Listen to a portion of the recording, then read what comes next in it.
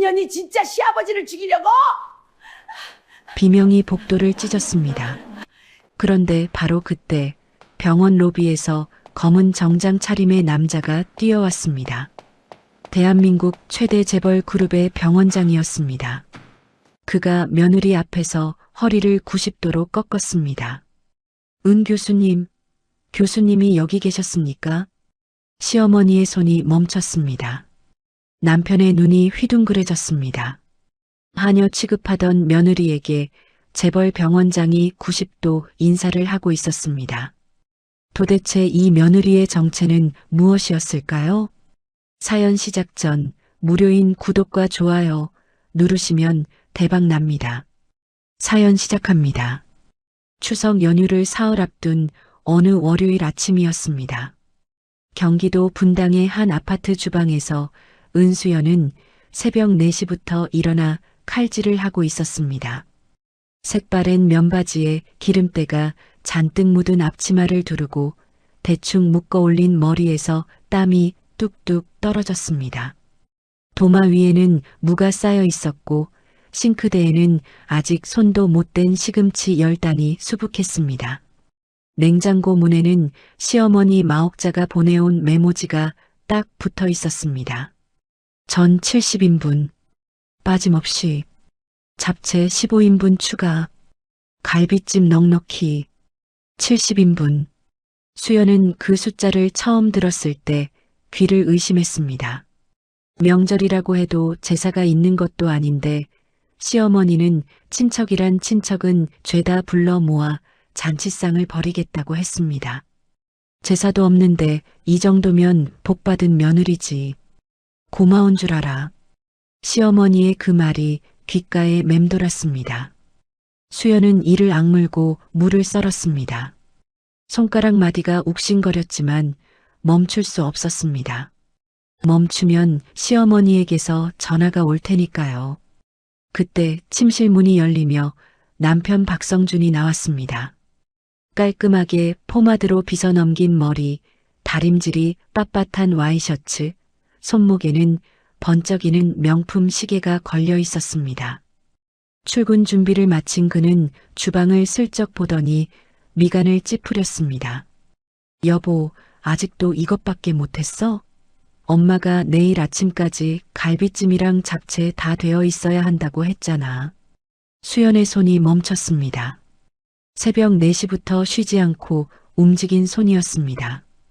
고개를 들어 남편을 바라보았습니다. 말하고 싶었습니다.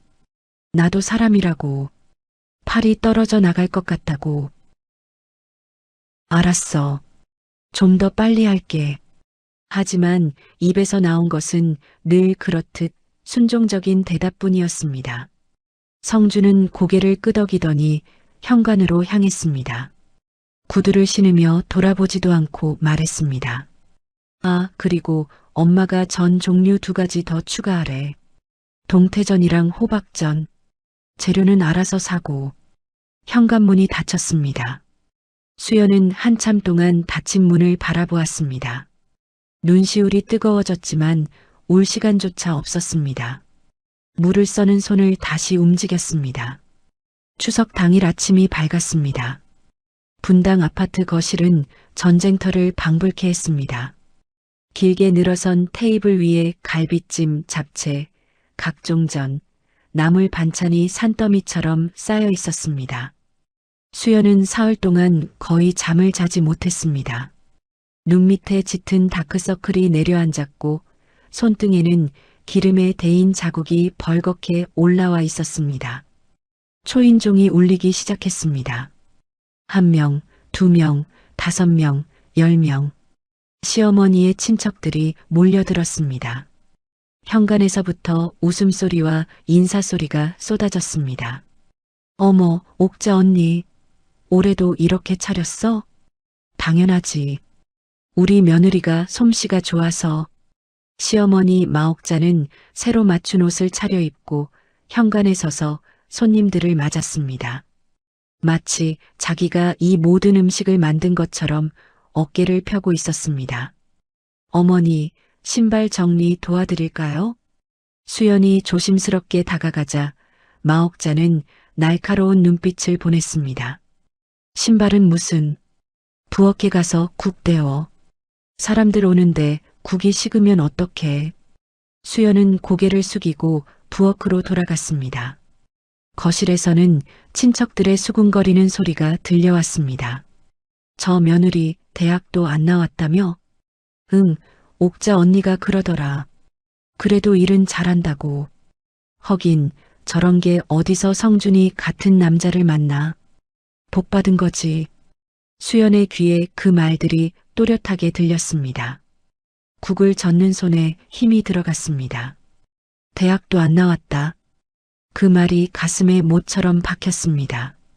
미국 존스 홉킨스 병원, 세계 최고의 의료기관에서 신경외과 부교수로 일했던 시절이 떠올랐습니다. 수술실의 차가운 공기, 메스를 쥔 손의 정확한 떨림, 동료 교수들의 존경 어린 눈빛. 그 시절의 은수연은 지금과 전혀 다른 사람이었습니다. 뇌혈관 분야에서 세계적으로 손꼽히는 실력자. 학회에서 발표할 때면 수백 명의 의사들이 자리에서 일어나 박수를 보냈습니다. 그런데 2년 전 모든 것이 무너졌습니다. 한국에 계시던 친정아버지가 뇌출혈로 쓰러졌다는 연락을 받은 것은 새벽이었습니다. 태평양 건너 비행기로 14시간. 수연은 공항으로 달려갔지만 비행기 안에서 두 번째 전화를 받았습니다. 아버지가 돌아가셨다는 전화를. 뇌출혈. 자신의 전공 분야였습니다. 바로 곁에 있었더라면 살릴 수 있었습니다. 그 확신이 수연을 무너뜨렸습니다. 세계 최고라는 실력이 정작 아버지 하나 살리지 못했다는 자책. 그것은 수연의 영혼을 깊숙이 갉아먹었습니다. 병원에 사직서를 냈습니다. 동료들이 말렸지만 소용없었습니다. 한국으로 돌아와 아버지의 빈집에서 몇 달을 울었습니다. 그러다 우연히 만난 남자가 박성준이었습니다. 대기업 상무라는 직함, 반듯한 외모, 다정한 말투. 세상에 혼자 남겨진 수연에게 그는 유일한 빛이었습니다. 나한테 기대. 내가 다 해줄게. 그 말을 믿었습니다. 결혼을 했고 의사라는 과거는 묻었습니다. 시어머니에게도 시댁 식구 누구에게도 말하지 않았습니다. 말하고 싶지 않았습니다. 의사라는 이름이 자신에게는 아버지를 살리지 못한 죄책감의 다른 이름이었으니까요. 예, 수연아. 시어머니의 날카로운 목소리가 부엌까지 파고들었습니다. 수연은 생각을 떨쳐내고 급히 거실로 나갔습니다. 마옥자는 빈 접시를 들고 서 있었습니다. 잡채가 벌써 바닥이야. 70인분 하라고 했더니 뭘 한 거야? 당장 더 만들어 와. 어머니, 잡채는 넉넉히 했는데. 넉넉히? 이게 넉넉해? 눈깔이 있으면 봐. 접시가 비었잖아. 친척들 앞이었습니다. 수십 명의 시선이 수연에게 쏠렸습니다. 누군가 킥킥 웃는 소리가 났습니다. 수연의 얼굴이 뜨겁게 달아올랐습니다. 죄송합니다, 어머니. 바로 만들겠습니다. 수연은 고개를 깊이 숙이고 다시 부엌으로 돌아갔습니다. 냉장고를 열었지만 재료가 부족했습니다. 당면이 떨어져 있었습니다. 그때 성준이 거실에서 맥주캔을 들고 웃으며 친척들과 이야기하는 모습이 보였습니다. 수연은 조용히 다가갔습니다. 성준 씨, 당면이 떨어졌는데 잠깐 마트 좀. 성준은 귀찮다는 듯 손을 내저었습니다. 명절인데 마트가 어딜 열어. 있는 걸로 해. 그런데 어머니가 잡채를 더. 수연아. 성준의 목소리가 낮아졌습니다. 주변을 의식하는 눈빛이었습니다. 사람들 앞에서 이러지 마. 알아서 좀 해. 수연은 입술을 꽉 깨물었습니다. 알아서. 언제나 알아서. 그 말이 수연의 어깨를 짓눌렀습니다. 부엌으로 돌아온 수연은 싱크대에 손을 짚고 잠시 눈을 감았습니다. 눈물이 턱끝에 맺혔다가 기름때 묻은 앞치마 위로 떨어졌습니다. 시간은 저녁이 되어 갔습니다. 친척들은 배를 두드리며 거실과 안방을 차지하고 드러누웠고 수연은 쉴 틈 없이 그릇을 치우고 과일을 깎고 커피를 날랐습니다. 마치 식당 종업원처럼. 아니, 종업원은 최소한 월급이라도 받습니다. 애미야, 커피 좀 타와. 설탕 반 스푼에 프림 많이. 예, 과일 깎아서 가져와. 사과 말고 배로. 수연 씨, 물 좀 갖다 줘요. 이름 대신 예, 에미야로 불리며 수연은 거실과 부엌을 쉼없이 오갔습니다. 밥 한 숟갈 뜰 시간도 없었습니다. 아침부터 아무것도 먹지 못한 속이 쓰렸지만 그것조차 호소할 곳이 없었습니다. 화장실에 잠깐 들어간 수연은 주머니에서 핸드폰을 꺼냈습니다. 화면을 켜자 바탕화면에 한 장의 사진이 나타났습니다. 하얀 수술 가운을 입은 자신. 가슴에는 존스 홉킨스 병원 닥터라는 적힌 명찰이 달려 있었습니다. 사진 속의 수연은 자신감에 가득 찬 눈빛으로 카메라를 바라보고 있었습니다. 수연은 그 사진을 한참 들여다보았습니다. 손가락으로 명찰 부분을 쓸었습니다. 이것이 정말 나였을까? 세계 최고의 병원에서 생명을 살리던 그 손이 지금은 70인분의 설거지를 하고 있었습니다. 아빠, 낮은 목소리가 새어나왔습니다. 아버지의 얼굴이 떠올랐습니다. 항상 딸의 성공을 자랑스러워 하시던 아버지. 지금의 딸을 보시면 뭐라 하셨을까요? 하지만 수연은 핸드폰을 끄고 다시 주머니에 넣었습니다. 거울에 비친 자신의 얼굴을 보았습니다. 다크서클이 내려앉고 머리카락이 흐트러진 초라한 모습. 이것이 지금의 은수연이었습니다. 화장실 문을 열고 나오자 시어머니가 복도에 서 있었습니다. 화장실에서 뭘 그렇게 오래 처박혀 있어? 손님들 과일 접시 비었다. 빨리 안 움직여. 네, 어머니. 바로 하겠습니다. 수연은 다시 고개를 숙이고 부엌으로 향했습니다. 밤 11시가 넘어서야 마지막 친척이 돌아갔습니다. 거실에는 먹다 남은 음식 접시와 소주병, 맥주캔이 전쟁터처럼 널려 있었습니다. 수연은 무릎이 풀려 주방 바닥에 주저앉았습니다. 새벽 4시부터 밤 11시까지 19시간을 쉬지 않고 움직인 몸이었습니다. 성주는 이미 안방으로 들어가 코를 골고 있었습니다. 시어머니도 따로 마련된 방에서 TV 소리를 울리고 있었습니다. 아무도 수연에게 수고했다는 말 한마디 하지 않았습니다. 수연은 부엌 바닥에 앉은 채 천장을 올려다보았습니다. 형광등 불빛이 눈을 찔렀습니다. 고개를 돌리니 싱크대에 쌓인 설거지거리가 산더미였습니다. 70인분의 그릇, 70인분의 수저, 70인분의 잔. 그래도 괜찮다고 수연은 스스로에게 말했습니다. 성준이 있으니까. 이 세상에 마지막으로 남은 가족이니까. 남편만이라도 자기 편이 되어준다면 이 정도는 견딜 수 있다고 믿었습니다. 수연은 무거운 몸을 일으켜 수도꼭지를 틀었습니다. 따뜻한 물이 손등에 기름대인 자국 위로 흘렀습니다. 쓰라렸지만 수연은 이를 악물고 첫 번째 접시를 집어들었습니다. 아직 명절은 끝나지 않았습니다. 명절 둘째 날 아침이 밝았습니다. 수연은 전날 밤 설거지를 끝내고 새벽 2시에 겨우 눈을 붙였지만 5시에 다시 일어나야 했습니다. 시어머니가 전날 밤 문자를 보내놓았기 때문입니다. 내일 점심 손님 50명. 갈비탕 준비해. 사골 육수는 새벽부터 끓여야 제맛. 50명. 어제 70인분을 해치우고 오늘은 또 10명이었습니다. 수연은 부은 눈을 비비며 부엌에 섰습니다.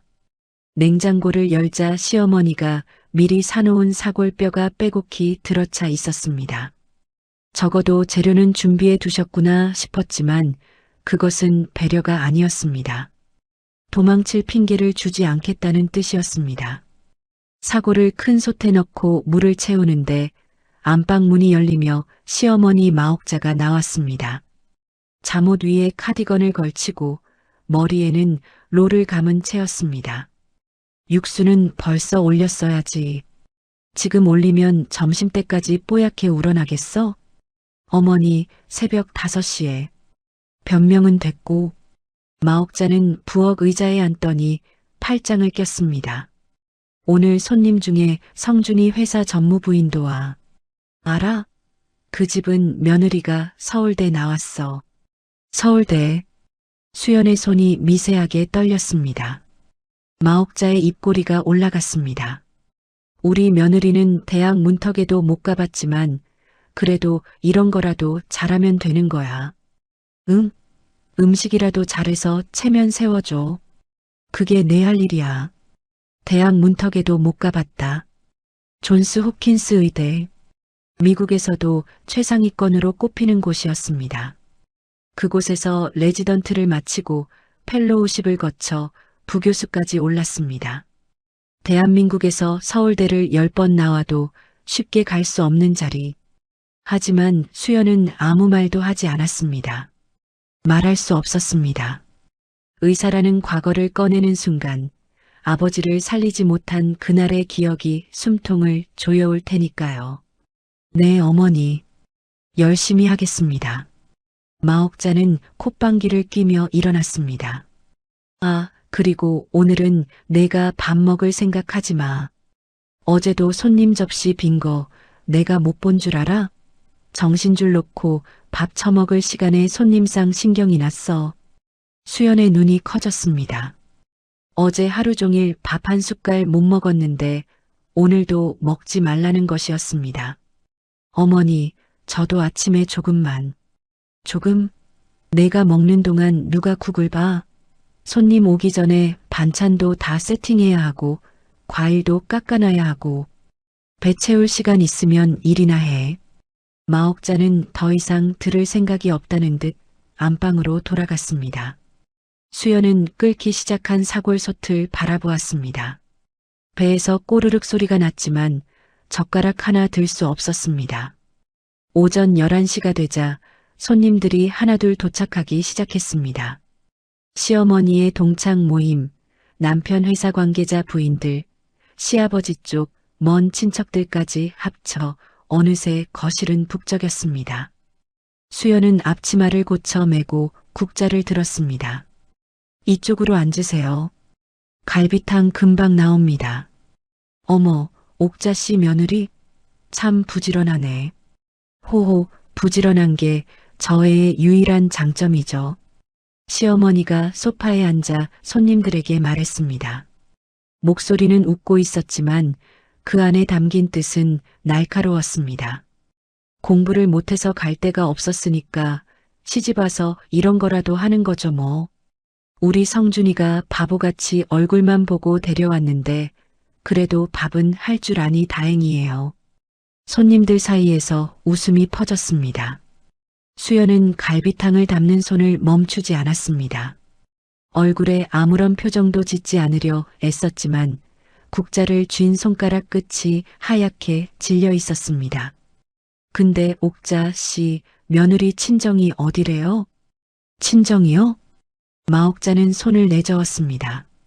물어보지도 마세요. 근본도 없어. 부모도 없고 집안도 없고 성준이가 불쌍해서 데려온 거예요. 그러니까 저 애가 고마운 줄 알아야 하는데.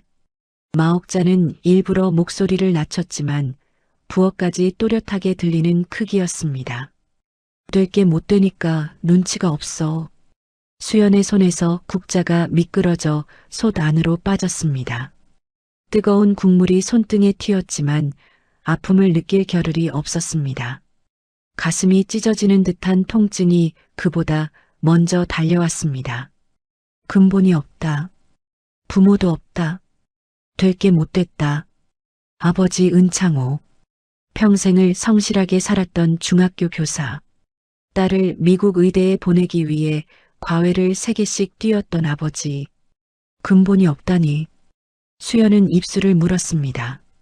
피가 날 것 같았습니다. 그때 신우이 셋이 거실로 들어왔습니다. 박성미, 박성은, 박성희. 셋 다 명품 가방을 들고 화려하게 차려입고 있었습니다. 큰 신우이 성미가 수연을 보더니 위아래를 훑쳤습니다. 옳게, 아직도 그 앞치마 입고 있네? 명절마다 똑같은 거 보니까 내가 다 서글프다. 둘째 성은이가 킥킥 웃었습니다. 언니, 올케한테 너무 그러지 마. 앞치마가 작업복인 사람도 있는 거지. 막내 성희가 한술 더 떴습니다. 그래도 올케 음식 솜씨는 인정. 우리 엄마가 식모를 잘 뽑았어. 식모. 새 신우이가 웃으며 거실로 들어갔습니다. 수연은 등 뒤로 들리는 그 웃음소리에 눈을 질끈 감았습니다. 참아야 했습니다. 참을 수 있었습니다. 성준이가 있으니까. 점심이 끝나고 손님들이 과일을 먹으며 이야기꽃을 피우는 동안 수연은 또다시 부엌에서 설거지와 씨름하고 있었습니다. 50인분의 갈비탕 그릇, 밥그릇, 수저, 반찬 접시, 싱크대에 쌓인 그릇 탑이 흔들거렸습니다. 어지러웠습니다. 아침도 점심도 먹지 못한 몸이었습니다. 설거지를 하다 말고 수연은 잠깐 화장실로 들어갔습니다. 문을 잠그고 변기 뚜껑 위에 앉았습니다. 주머니에서 핸드폰을 꺼냈습니다. 사진첩을 열었습니다. 깊이 묻어둔 폴더 하나가 있었습니다. JHH라는 이름의 폴더. 존스 홉킨스 병원의 약자였습니다. 첫 번째 사진. 수술 가운을 입고 환하게 웃고 있는 자신. 옆에는 함께 수술에 성공한 동료 의사들이 서 있었습니다. 그 아래 날짜가 찍혀 있었습니다. 두 번째 사진. 학회 발표장. 수백 명 앞에서 마이크를 잡고 있는 자신의 모습. 가슴에 달린 명찰에는 선명하게 적혀 있었습니다. 이름이 새겨진 존스 홉킨스 병원 의사 명찰. 세 번째 사진. 아버지와 함께 찍은 사진. 존스 홉킨스 병원 정문 앞에서 아버지가 딸의 어깨를 감싸 안고 눈물을 글썽이며 웃고 있었습니다. 아버지의 손에는 딸이 부교수로 임명된 축하 꽃다발이 들려 있었습니다. 수연의 눈에서 눈물이 뚝 떨어졌습니다. 핸드폰 화면 위로 번졌습니다. 아빠, 나 지금 뭐 하고 있는 걸까? 만약 그때 아버지 곁에 있었더라면, 만약 미국이 아니라 한국에 있었더라면, 뇌출혈, 골든타임 안에 수술만 했으면 살릴 수 있었습니다. 자신이라면 살릴 수 있었습니다. 세계적인 뇌혈관 전문의가 아버지의 뇌출혈을 못 막은 것이 아닙니다. 너무 멀리 있었을 뿐입니다. 그 죄책감이 수연을 의사 가운 밖으로 끌어냈고 이 부엌 앞치마 안으로 밀어 넣었습니다. 수연은 핸드폰을 끄고 눈물을 닦았습니다. 거울을 보았습니다. 충혈된 눈, 푸석한 피부, 갈라진 입술. 이 얼굴로 다시 나가야 했습니다. 50명의 손님 앞에서 웃어야 했습니다. 문을 열고 나오자 거실의 분위기가 달라져 있었습니다. 손님들은 대부분 돌아갔고 남은 것은 시어머니, 시아버지, 남편, 신우이 셋이었습니다. 6명이 거실 소파에 둘러앉아 무언가를 이야기하고 있었는데 수연이 나타나자 대화가 뚝 끊겼습니다. 뭐 하느라 이제 나와? 시어머니가 눈을 부라렸습니다. 수연이 입을 열기 전에 마옥자가 손뼉을 짝 쳤습니다. 마침 잘 나왔다. 너한테 할 말이 있어. 신우이 셋이 의미심장한 눈빛을 교환했습니다. 남편 성주는 커피잔을 들고 창 밖을 보고 있었습니다. 시아버지는 소파에 기대어 TV를 보는 척하고 있었습니다. 내일 모레 우리 가족 여행 가기로 했어. 여행이요? 수연의 눈이 반짝였습니다. 명절 내내 일만 했으니 여행이라니 반가운 말이었습니다. 어디를 가는 걸까요? 제주도일까? 아니면 가까운 온천이라도. 괌이야. 괌. 신우이 성미가 먼저 입을 열었습니다. 손에 들린 핸드폰 화면에는 괌의 하얀 해변 사진이 떠 있었습니다. 오빠, 이 리조트 맞지?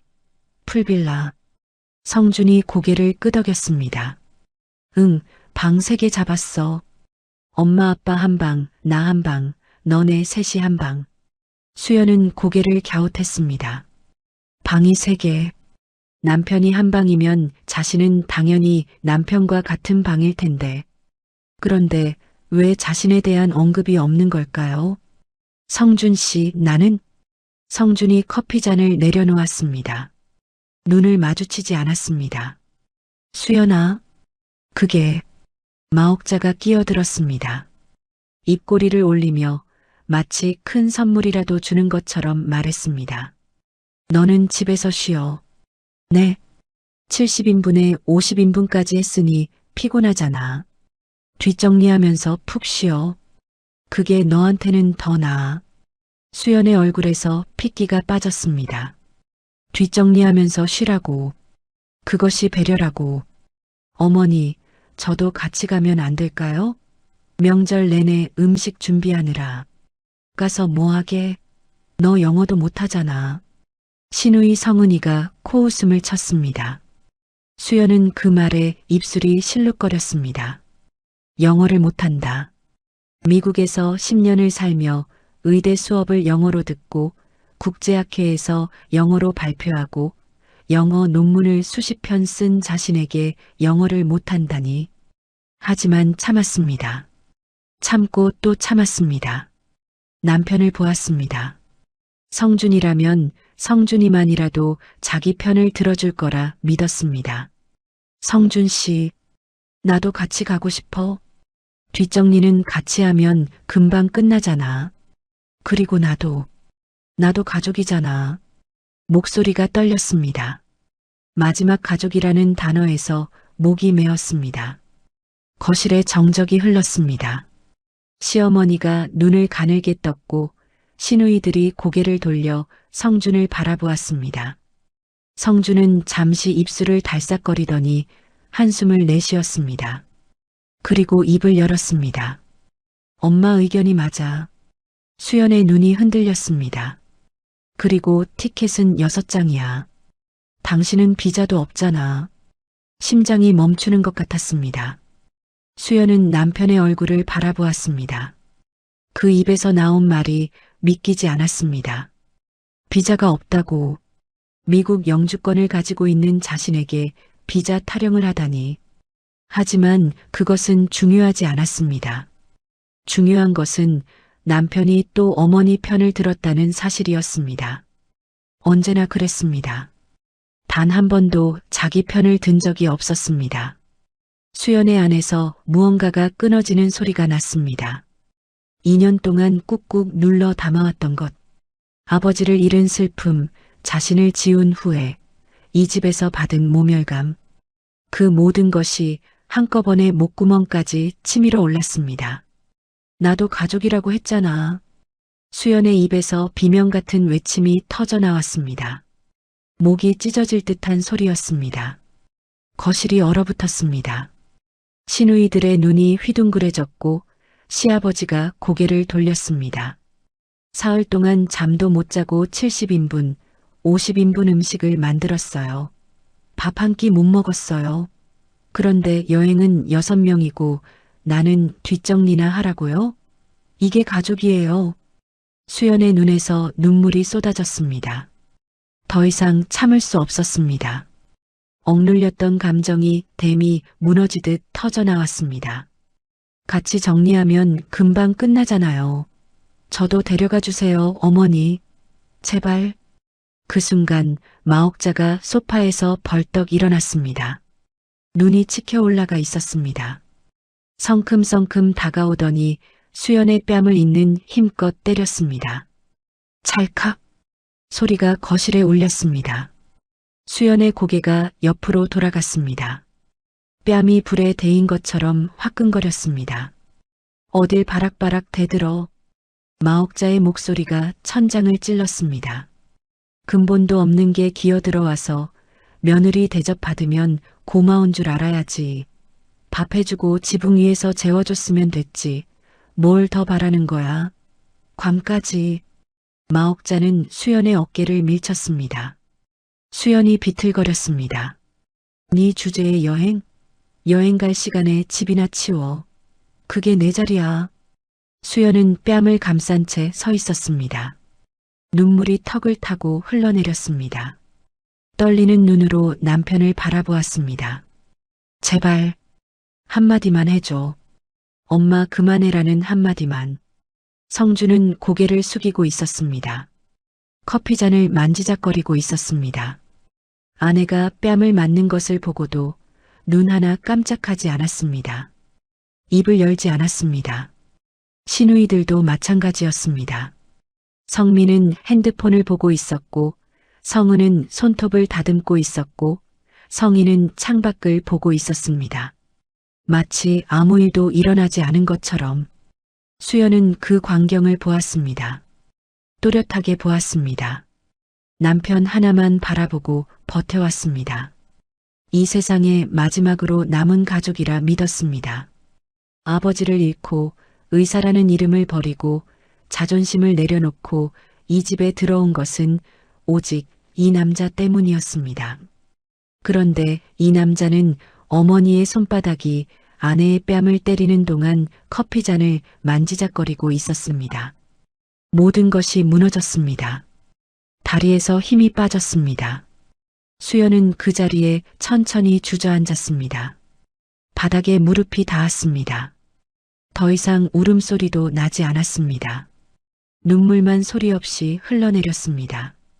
마옥자는 콧방귀를 뀌며 시누이들을 돌아보았습니다. 짐 다 쌌어? 내일 비행기 새벽이야. 늦잠 자지 말고.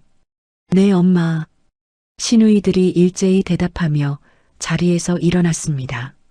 성준도 커피잔을 내려놓고 안방으로 향했습니다. 수연을 지나치면서도 한 번 돌아보지 않았습니다. 거실에 수연 혼자 남겨졌습니다. 바닥에 무릎을 꿇은 채 뺨에는 시어머니의 손자국이 붉게 남아 있었습니다. 주방 쪽에서 뚝뚝 수도꼭지에서 물이 새는 소리가 들렸습니다. 그 소리만이 텅 빈 거실을 채웠습니다. 수연은 바닥에 앉은 채 한참 동안 움직이지 못했습니다. 가슴 한가운데에 거대한 구멍이 뚫린 것 같았습니다. 바람이 쑥쑥 드나드는 빈 구멍. 아무것도 채울 수 없는. 성준 씨. 입술이 움직였지만 소리는 나지 않았습니다. 당신 하나만 바라보고 살았는데, 당신이 내 마지막 가족이었는데. 수연은 천천히 고개를 들어 안방 쪽을 바라보았습니다.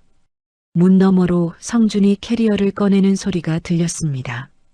옷을 고르는 옷걸이 소리, 여행 가방 지퍼를 여는 소리, 그 소리 하나하나가 수연의 가슴에 못을 박았습니다. 다음 날 새벽이었습니다. 아직 해가 뜨기도 전 박씨 집안은 부산하게 움직이고 있었습니다. 거실에는 캐리어 6개가 줄지어 서 있었고 시누이들은 화장을 마치고 원피스와 샌들로 갈아입은 채 들떠 있었습니다. 언니, 선크림 챙겼어? 괌 자외선 장난 아니래. 당연하지. 나 면세점에서 산 거 있어. 시누이 성은과 성희가 캐리어 앞에서 제잘거렸습니다. 큰 시누이 성미는 핸드폰으로 괌 리조트 사진을 넘기며 흐뭇한 표정이었습니다. 수연은 부엌에 서 있었습니다. 아무도 시키지 않았지만 습관처럼 일어나 커피를 내리고 있었습니다. 잠을 거의 못 잤습니다. 어젯밤 거실 바닥에 한참을 앉아 있다가 겨우 일어나 작은 방으로 들어갔지만 뜬 눈으로 밤을 새웠습니다. 뺨에는 아직도 붉은 자국이 남아 있었습니다. 성준이 안방에서 나왔습니다. 깔끔한 린넨 셔츠에 면바지, 선글라스를 머리 위에 걸치고 있었습니다. 휴가를 떠나는 남자의 여유로운 차림이었습니다. 수연과 눈이 마주쳤지만 성준은 시선을 피하며 캐리어를 끌고 현관으로 향했습니다. 엄마, 택시 불렀어? 공항 리무진 예약했다. 5시 반에 온대. 마옥자가 안방에서 나오며 대답했습니다. 진한 향수 냄새가 거실을 채웠습니다. 새로 맞춘 여행용 모자까지 쓰고 있었습니다. 수연은 커피잔을 들고 거실로 나왔습니다. 아무도 커피를 달라고 하지 않았지만 그래도 내려놓았습니다. 시어머니 앞에, 남편 앞에, 시누이들 앞에 6잔. 자신의 잔은 없었습니다. 마옥자가 커피를 한 모금 마시더니 수연을 훑어보았습니다. 너 아직도 그 꼴이야? 울었어? 수연은 대답하지 않았습니다. 마옥자는 혀를 찼습니다. 쓸데없는 짓 하지 말고 우리 가고 나면 집 안 구석구석 청소해. 냉장고에 남은 음식 정리하고 김치 냉장고도 닦아놔. 돌아오면 확인할 거야. 네, 어머니. 수연의 목소리는 어젯밤과 달랐습니다.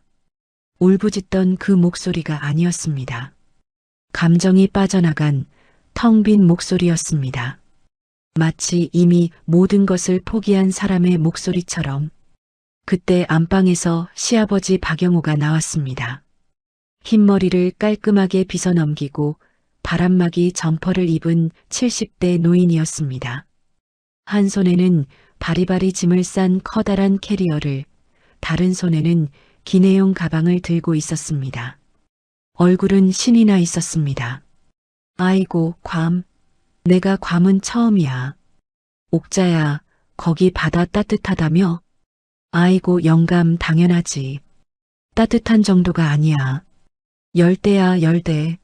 마옥자가 활짝 웃었습니다. 며느리 앞에서는 절대 보여주지 않는 환한 웃음이었습니다. 시아버지 영호는 현관 쪽으로 캐리어를 끌고 갔습니다. 무거운 캐리어를 양손으로 들어 올려 현관 턱을 넘기려는 순간이었습니다. 짧은 신음이었습니다. 시아버지의 얼굴이 순식간에 붉어졌다가 백지장처럼 하얘졌습니다. 캐리어를 놓은 손이 허공을 더듬더니 뒷목을 움켜쥐었습니다. 영감, 영감. 마옥자가 비명을 질렀습니다. 시아버지의 몸이 기울었습니다. 무릎이 먼저 꺾이고 옆으로 쓰러지면서 이마가 신발장 모서리를 스쳤습니다. 캐리어가 쿵 하고 쓰러지며 현관 바닥을 울렸습니다. 아버지. 성준이 달려갔습니다. 시누이들이 비명을 질렀습니다. 현관은 순식간에 아수라장이 되었습니다. 수연은 부엌에서 그 소리를 들었습니다. 몸이 먼저 반응했습니다. 생각보다 빠르게 본능처럼 2년 동안 잠들어 있던 무언가가 심장 밑바닥에서 벌떡 일어났습니다. 뇌혈관 질환, 쓰러지기 직전 뒷목을 잡은 동작, 갑작스러운 의식 저하, 안면 창백, 수연의 뇌 속에서 수천 번 반복했던 진단 프로토콜이 자동으로 돌아가기 시작했습니다. 수연이 현관으로 달려갔습니다. 시아버지는 바닥에 쓰러져 눈을 반쯤 뜨고 있었습니다. 동공이 한쪽으로 쏠려 있었습니다. 입꼬리가 한쪽으로 처져 있었고 오른쪽 팔이 축 늘어져 있었습니다.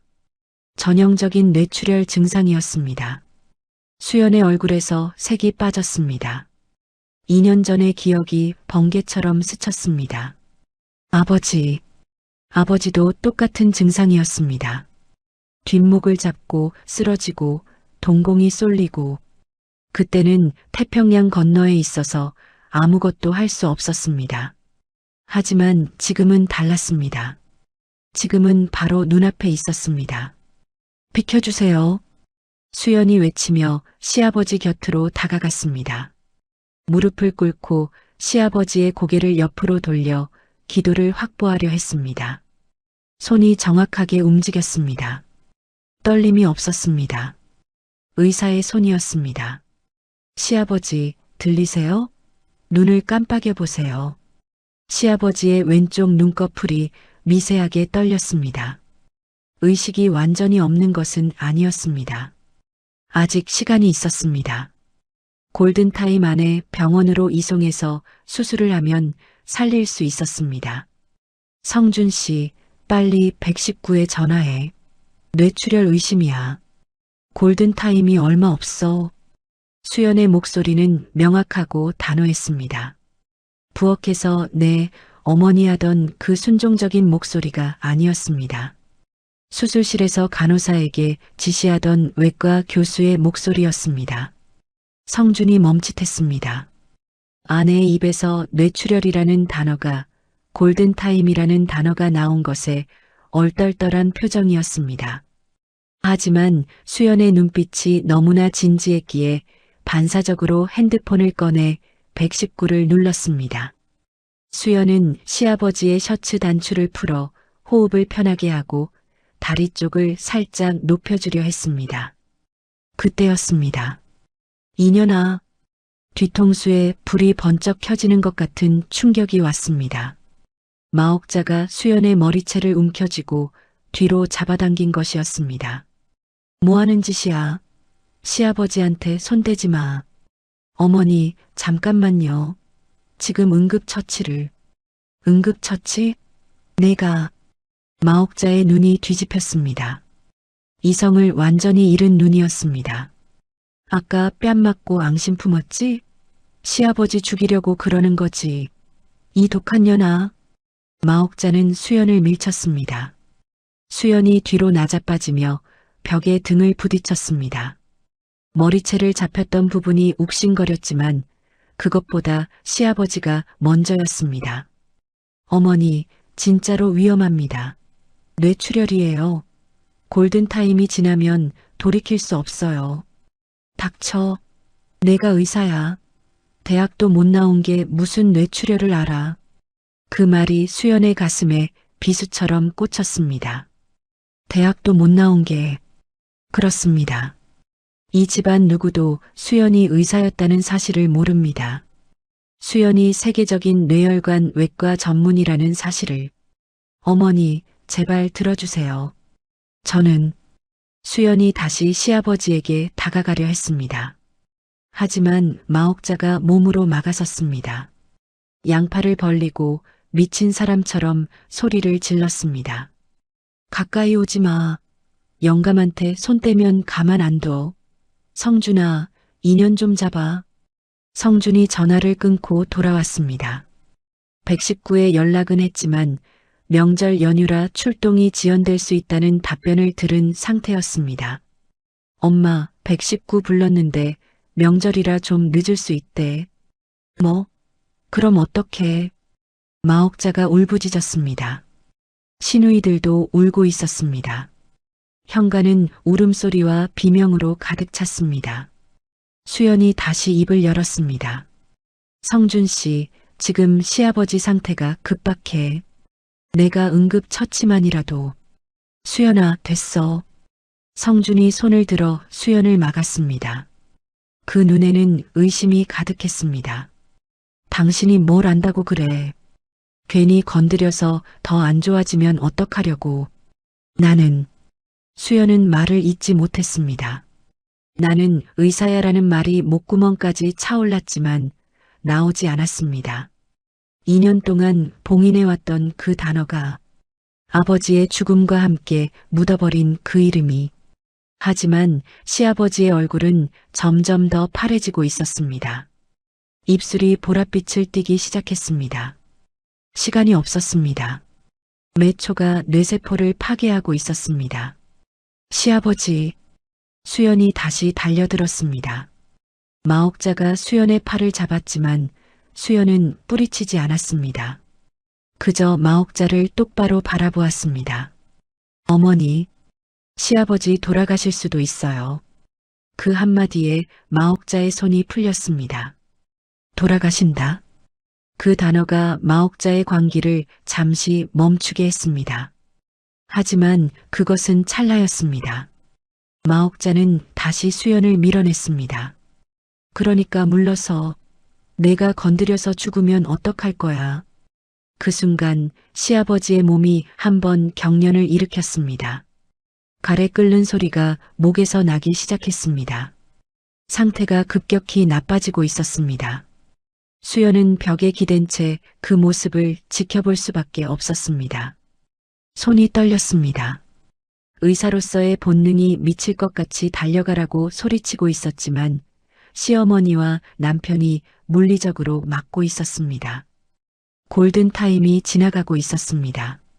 1분, 2분, 3분. 매 분마다 시아버지의 뇌에서 수백만 개의 신경세포가 죽어가고 있었습니다. 수연은 그것을 정확히 알고 있었습니다. 아버지 때도 그랬으니까요. 119 구급대가 도착한 것은 그로부터 20분이 지난 뒤였습니다. 명절 연휴, 도로 정체, 구급대원들이 현관으로 달려왔을 때 시아버지의 의식은 이미 완전히 사라진 상태였습니다. 환자 의식 없습니다. 바로 이송합니다. 구급대원들이 들것을 가져왔습니다. 시아버지를 조심스럽게 올리는 동안 마옥자는 영감영감하며 울부짖었고 시누이들은 서로 부여잡고 통곡했습니다. 수연은 현관벽에 기대어 서 있었습니다. 떨리는 손을 꽉 쥐고 20분.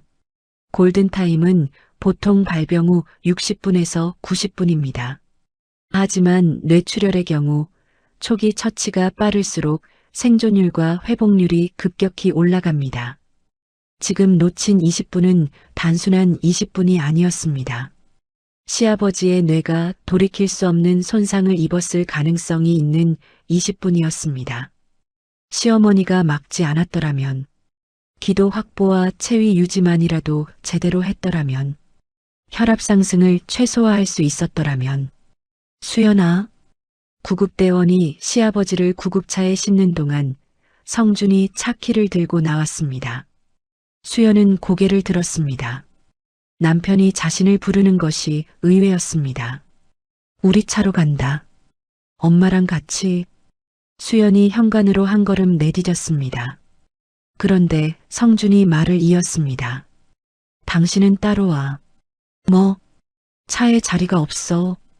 엄마, 성미, 성은이, 성이 다 태워야 하잖아. 5 인승차에 4명이면 한 자리가 남았습니다. 하지만 그 한 자리는 수연의 것이 아니었습니다. 택시 타고 와. 병원은 서울대학교 병원이래. 성준은 그 말을 남기고 돌아섰습니다. 마옥자와 시누이 셋이 이미 차에 타 있었습니다. 엔진 소리가 울리고 차는 주차장을 빠져나갔습니다. 빨간 테일램프가 점점 작아지더니 새벽 어둠 속으로 사라졌습니다. 아파트 주차장에 수연 혼자 남겨졌습니다. 새벽 공기가 차갑게 뺨을 스쳤습니다. 아직 붉은 자국이 남아있는 뺨을. 수연은 한참을 그 자리에 서 있었습니다. 사라진 차를 바라보며 핸드폰을 꺼냈습니다. 택시 앱을 열었지만 명절 새벽이라 배차가 잡히지 않았습니다. 수연은 아파트 정문으로 걸어나갔습니다. 대로변에 서서 손을 들었습니다. 차가 지나가지 않았습니다. 텅 빈 도로에 가로등만 줄지어 서 있었습니다. 5분이 지났습니다. 10분이 지났습니다.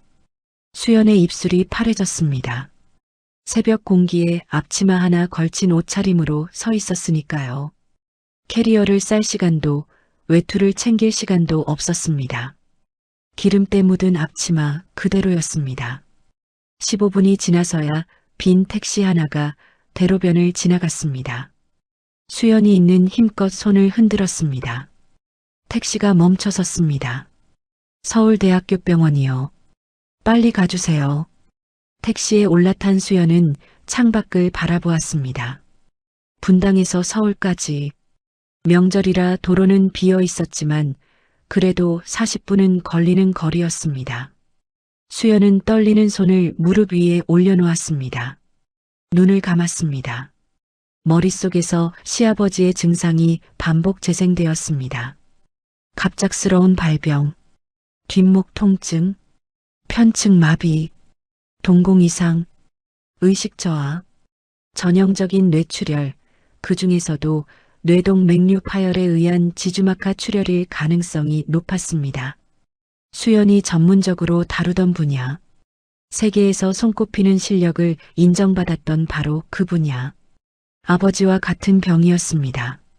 수연은 주먹을 꽉 쥐었습니다. 손톱이 손바닥에 파고들었습니다. 2년 전 아버지를 살리지 못한 의사가 지금 시아버지마저 살리지 못하려 하고 있었습니다. 아니, 살릴 수 있었는데 막혔습니다. 시어머니에게, 남편에게, 택시 창밖으로 아파트 불빛이 스쳐 지나갔습니다.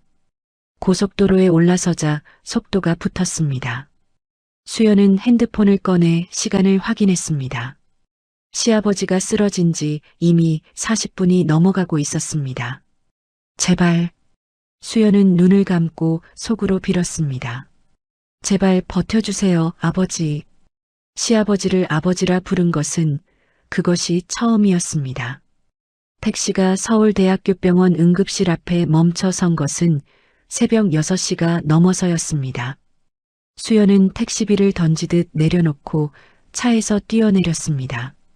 기름때 묻은 앞치마 차림으로 응급실 자동문을 밀치고 들어갔습니다. 응급실 안은 명절 연휴의 혼란 그 자체였습니다.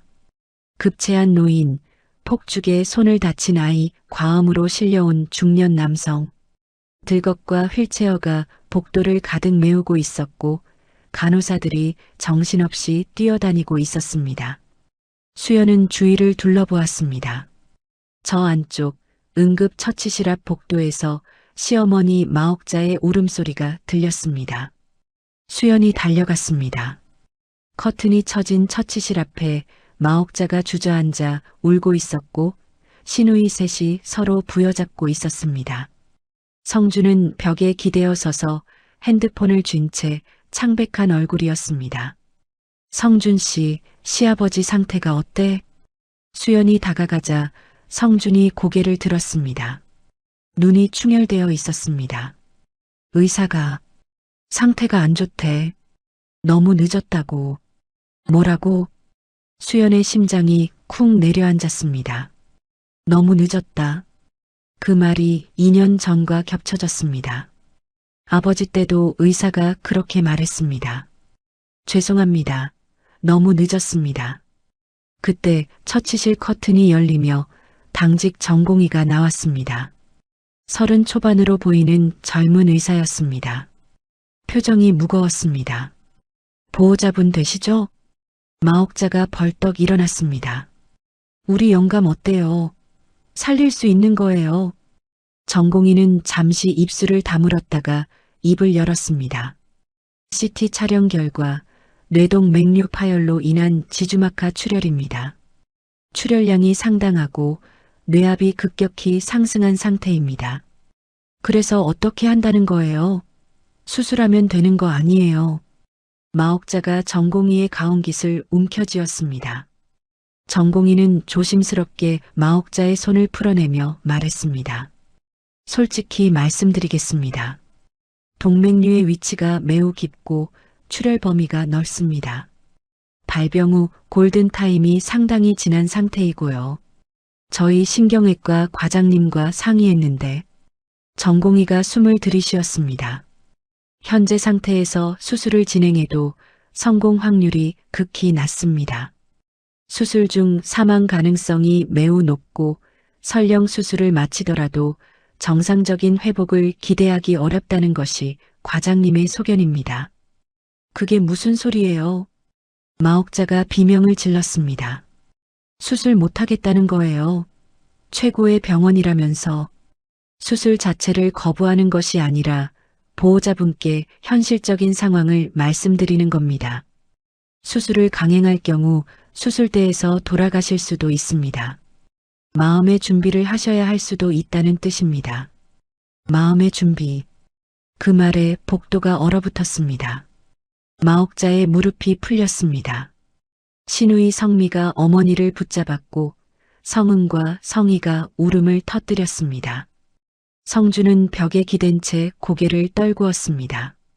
수연은 한 발짝 떨어진 곳에 서서 그 장면을 보고 있었습니다. 전공의의 말이 머릿속에서 분석되고 있었습니다. 뇌동맥류 파열, 지주막하 출혈, 출혈량 과다, 뇌압 상승, 동맥류 위치가 깊다. 깊은 위치의 뇌동맥류. 일반적인 신경외과 의사라면 접근이 어려운 위치. 하지만 수연에게는 달랐습니다. 존스 홉킨스에서 수연이 연구하고 개발한 수술 기법이 바로 그것이었습니다. 기존에 불가능하다고 여겨졌던 깊은 위치의 뇌동맥류를 미세연 미경과 독자적인 클리핑 기법으로 접근하는 술식. 그 기술로 수연은 세계적인 명성을 얻었습니다. 살릴 수 있습니다. 수연의 머릿속에서 그 확신이 번개처럼 스쳤습니다. 자신이라면 살릴 수 있습니다. CT 결과를 직접 봐야 하겠지만 전공의의 설명만으로도 판단이 가능했습니다. 이 수술은 대한민국에서, 아니 아시아에서 수연 외에 할 수 있는 사람이 거의 없는 수술이었습니다. 하지만 수연은 입을 열지 못했습니다. 자신은 지금 의사가 아니었습니다. 면허도 소속 병원도 자격도 없었습니다. 2년 전 병원을 나온 뒤 의료행위를 하지 않았습니다. 이 병원에서 수술실에 들어갈 권한이 없었습니다. 그때였습니다. 응급실 저쪽에서 웅성거리는 소리가 들렸습니다. 간호사들이 허리를 숙여 인사하고 전공의들이 길을 비키고 있었습니다. 누군가가 검은 정장 차림으로 응급실 복도를 걸어오고 있었습니다. 60대 후반의 남자였습니다. 은발의 날카로운 눈매, 고든 자세, 걸음걸이 하나에서 범상치 않은 위험이 느껴졌습니다. 그 뒤를 비서로 보이는 젊은 남자와 경호원 2명이 따르고 있었습니다. 이사장님, 명절에 이렇게 나와주시다니. 시설 점검은 명절에 해야 제대로 보이는 거야. 직원들 고생하는 것도 확인하고. 남자의 이름은 한정우. 대한민국 3대 재벌 그룹사나 종합병원의 이사장이었습니다. 이 병원의 최고 권력자이자 재벌 그룹 창업주의 장남이기도 했습니다. 명절에도 병원을 둘러보는 것은 그의 오랜 습관이었습니다. 한정우가 응급실 복도를 지나는 순간 그의 시선이 한 곳에 멈추었습니다. 기름때 묻은 앞치마를 두른 여자, 머리를 대충 묶고 다크서클이 내려앉은 초라한 모습. 하지만 그 얼굴, 그 눈, 한정우의 눈이 천천히 커졌습니다. 걸음이 멈추었습니다. 비서가 의아한 표정으로 돌아보았습니다. 이사장님? 한정우는 대답하지 않았습니다. 그의 시선은 오직 수연에게 고정되어 있었습니다. 입술이 미세하게 떨리고 있었습니다. 3년 전의 기억이 떠올랐습니다. 미국 출장 중 갑작스럽게 쓰러졌던 그날. 뇌동맥류 파열. 미국 현지 병원에서도 수술이 불가능하다는 진단을 받았습니다. 그때 존스 홉킨스에서 달려온 한 명의 의사가 있었습니다. 12시간의 대수술. 모든 의사가 포기한 그 수술을 성공시킨 젊은 한국인 여의사. 은수연. 자신의 생명을 살려준 은인. 수술 후 병실에서 눈을 떴을 때 가장 먼저 보인 얼굴. 한정우는 그 얼굴을 평생 잊을 수 없었습니다. 퇴원 후 감사를 전하려 병원을 다시 찾았지만 은 교수는 이미 병원을 떠난 뒤였습니다. 사직했다는 말만 듣고 어디로 갔는지 아무도 알려주지 않았습니다. 한국으로 돌아간 것 같다는 말만 있었습니다. 한국에 돌아와서 사람을 풀어 수소문했지만 은수연이라는 이름은 어디에서도 찾을 수 없었습니다. 마치 세상에서 증발한 것처럼 3년 동안 찾았습니다. 보답하고 싶었습니다. 목숨을 살려준 은혜를 갚고 싶었습니다. 그 사람이 지금 눈앞에 있었습니다. 기름때 묻은 앞치마를 두르고 한정우의 눈가가 붉어졌습니다. 그는 천천히 수연 앞으로 걸어갔습니다. 수연은 아직 한정우를 알아보지 못했습니다. 시아버지 걱정에 멍하니 서 있었으니까요. 한정우가 수연 앞에 섰습니다. 그리고 천천히 아주 정중하게 허리를 90도로 꺾었습니다. 응급실 복도가 얼어붙었습니다. 은 교수님. 한정우의 목소리가 떨리고 있었습니다. 은 교수님. 한정우입니다. 3년 전 존스 홉킨스에서 수술받은 환자. 기억하십니까? 수연의 눈이 커졌습니다. 한정우. 그 이름이 기억의 깊은 곳에서 올라왔습니다. 3년 전 미국 출장 중 뇌동 맥류가 파열되어 실려온 한국인 재벌. 모든 의사가 손을 놓은 그 수술. 12시간 동안 수술실에서 사투를 벌여 살려냈던 환자. 안 이사장님? 맞습니다. 은 교수님. 교수님이 살려주신 한정우입니다. 한정우가 고개를 들었습니다. 눈가에 눈물이 맺혀 있었습니다. 여기서 만날 줄은 몰랐습니다.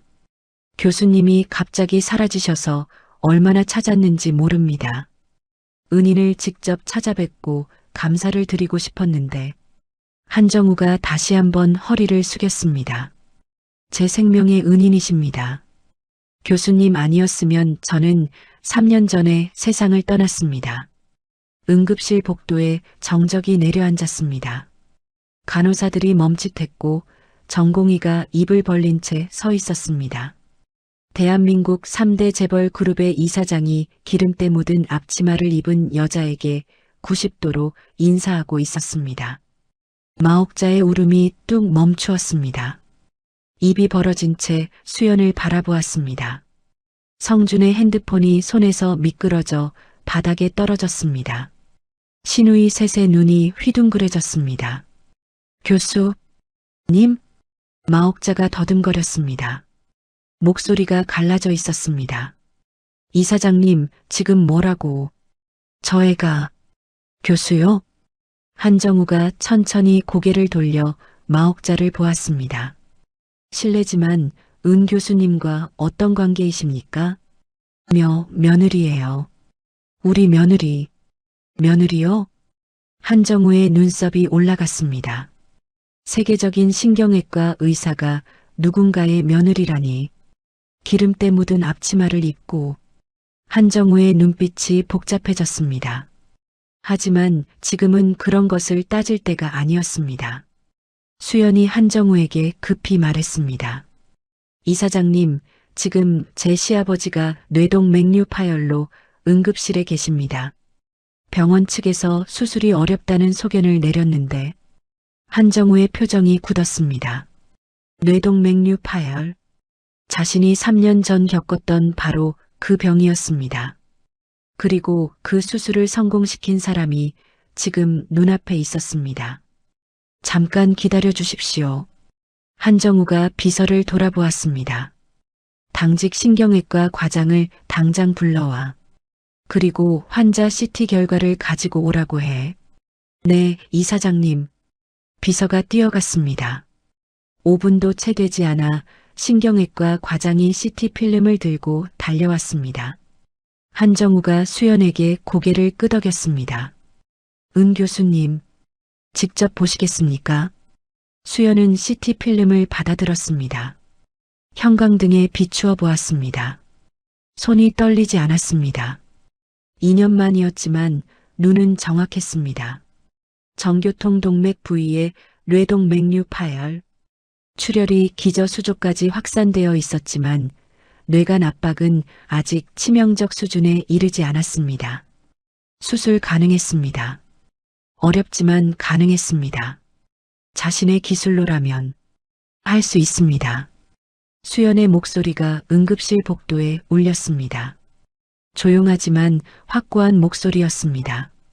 제가 수술하면 살릴 수 있습니다. 신경외과 과장이 눈을 크게 떴습니다.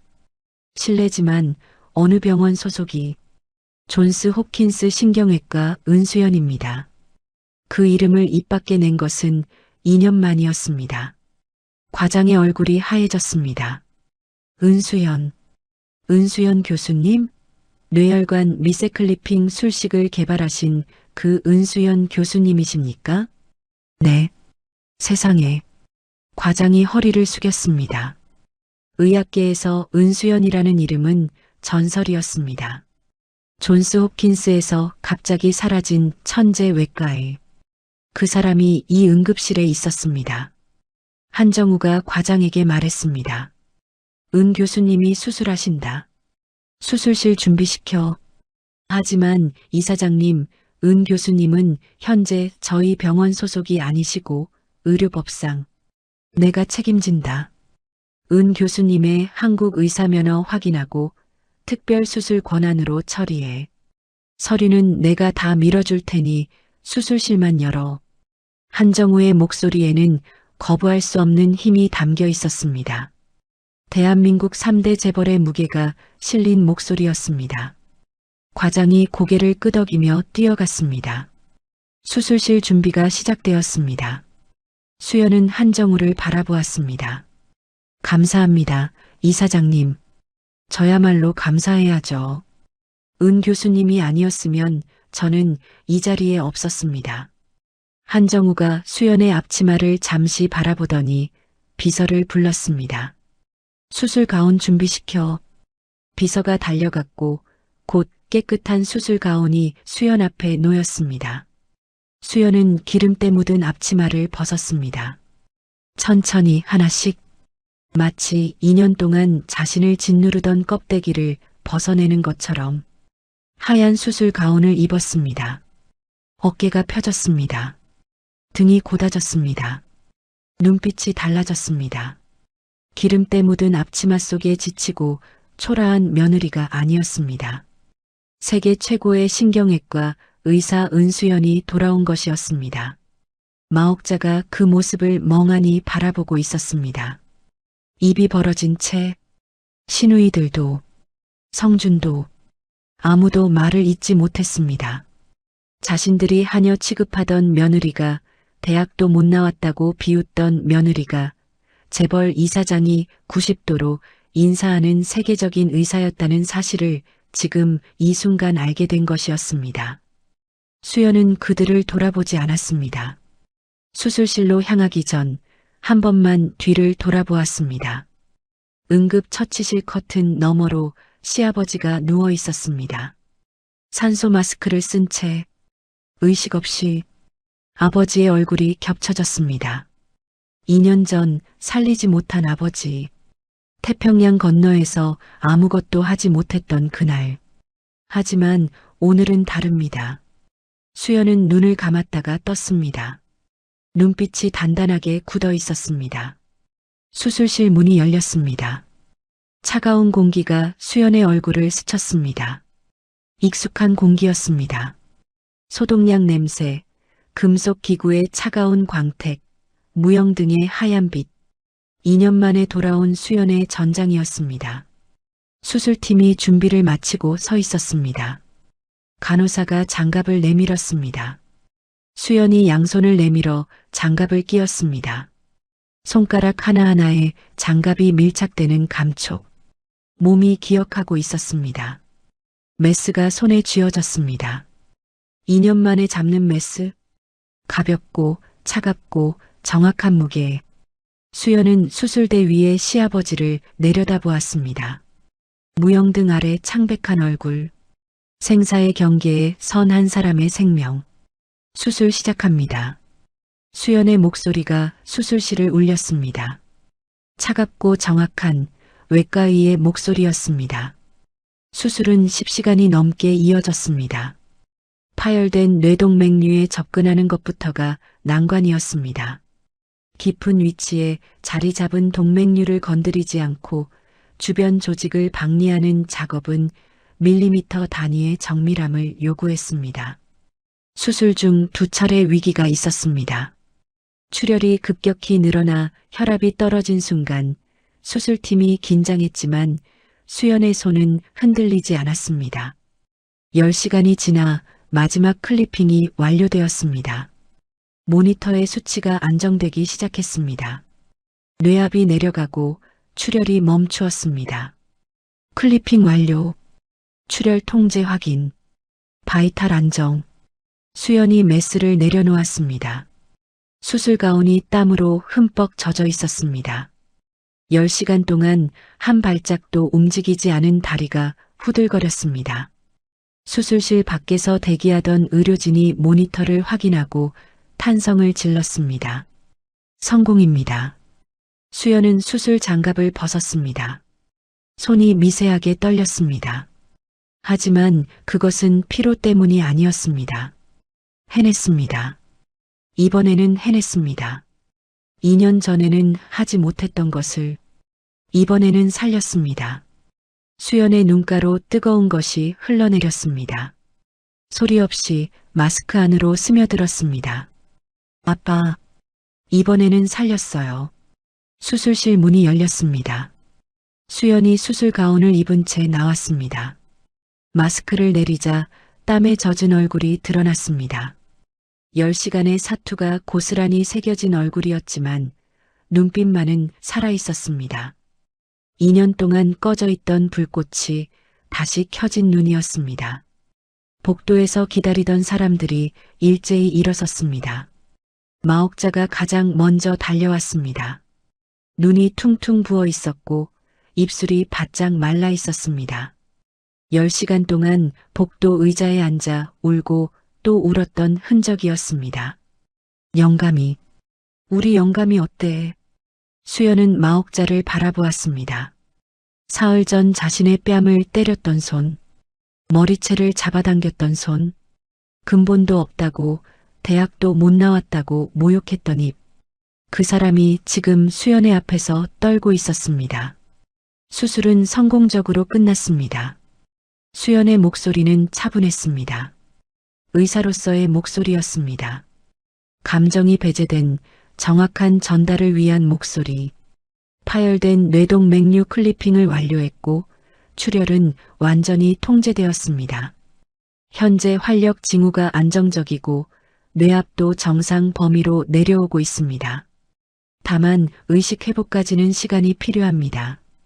48시간 이내에 의식이 돌아오면 후유증 없이 회복할 가능성이 높습니다. 마옥자의 무릎이 풀렸습니다. 바닥에 주저앉으며 두 손으로 얼굴을 감쌌습니다. 살았어. 우리 영감이 살았어. 신우이 성미가 마옥자를 부축했고 성은과 성희가 서로 부여잡고 울었습니다. 성주는 벽에 기대어 서 있다가 천천히 수연에게 다가왔습니다. 얼굴이 창백했습니다. 입술을 몇 번이나 달싹거렸지만 말이 나오지 않는 모양이었습니다. 수연아. 성준이 겨우 입을 열었습니다. 목소리가 갈라져 있었습니다. 고마워. 진짜. 수연은 성준의 얼굴을 바라보았습니다. 한때 세상의 전부라고 믿었던 얼굴. 아버지를 잃고 홀로 남겨진 자신에게 유일한 가족이라고 생각했던 남자. 그런데 지금 그 얼굴을 보니 아무것도 느껴지지 않았습니다. 분노도 서운함도 사랑도 텅 비어 있었습니다. 성준 씨.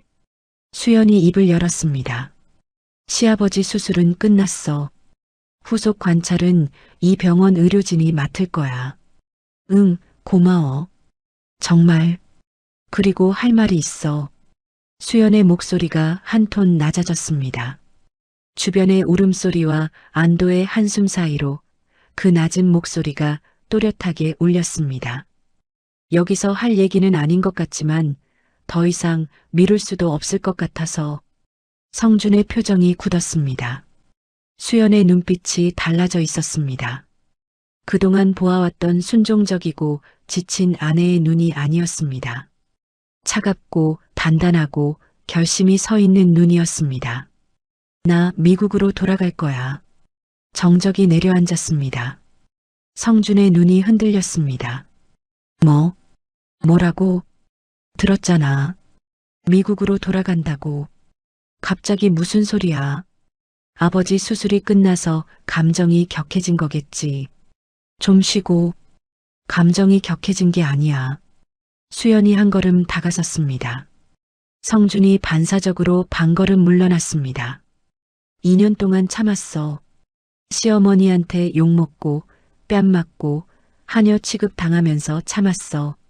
당신 하나만 바라보고 버텼어. 이 세상에 나한테 남은 건 당신뿐이라고 생각했으니까. 수연의 목소리가 떨렸습니다. 하지만 울음이 아니었습니다. 2년 동안 목구멍에 걸려있던 말들이 마침내 쏟아져 나오는 떨림이었습니다.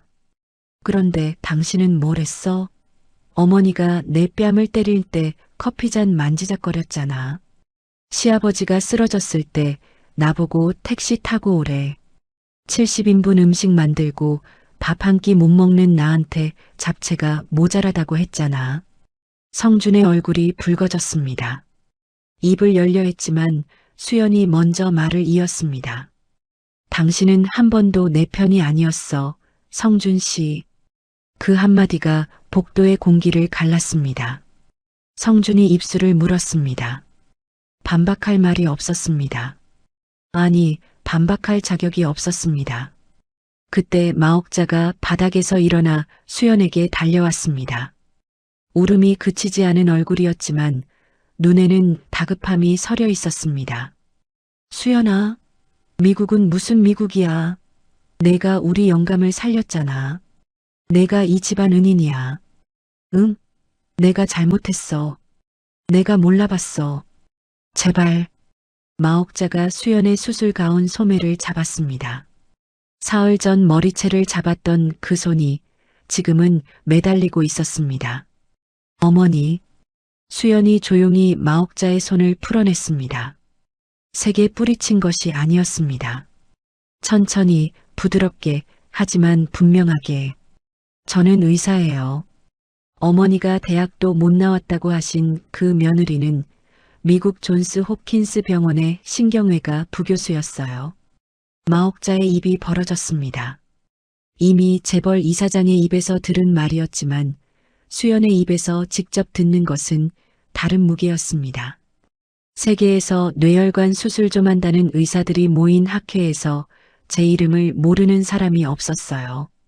어머니가 근본 없다고 하신 그 집안, 제 아버지는 평생 아이들 가르치신 선생님이셨고 저를 세계 최고의 의대에 보내셨어요. 수연의 눈에 눈물이 맺혔습니다. 하지만 흘러내리지 않았습니다. 이를 악물고 버티고 있었습니다. 아버지가 뇌출혈로 돌아가셨어요. 제 전공이에요. 제가 곁에 있었으면 살릴 수 있었어요. 그런데 너무 멀리 있었어요. 그 죄책감으로 병원을 나왔고 한국에 돌아와서 당신 아들을 만났어요. 시누이들이 숨을 죽이고 듣고 있었습니다. 성미의 얼굴이 사색이 되어 있었고 성은은 고개를 숙이고 있었고 성희는 입술을 깨물고 있었습니다. 이 집에서 저는 대학도 못 나온 불쌍한 며느리였죠. 식모였죠. 하녀였죠. 그래도 참았어요. 성준 씨가 제 마지막 가족이니까. 그 사람만이라도 내 편이면 괜찮다고 생각했으니까. 수연이 성준을 바라보았습니다. 성준은 고개를 떨군 채 움직이지 못했습니다. 그런데 아니었어요. 당신은 한 번도 내 편이 아니었어요. 어머니가 날 때려도 방관했고 시아버지가 쓰러졌을 때 나를 혼자 택시 태워보냈어요. 이게 가족이에요? 이게 남편이에요? 복도에 수연의 목소리만 울렸습니다. 지나가던 간호사도 멈추어 서서 숨을 죽였습니다. 시아버지 수술은 해드렸어요. 제가 의사니까. 눈앞에 죽어가는 환자를 외면할 수 없으니까. 아버지를 살리지 못한 죄를 더 이상 짓고 싶지 않았으니까. 수연이 숨을 들이쉬었습니다. 그리고 내뱉었습니다. 2년 동안 한 번도 하지 못한 말을. 하지만 수술이 끝난 지금 저는 제 인생을 찾으려고 해요. 마옥자가 다시 매달렸습니다.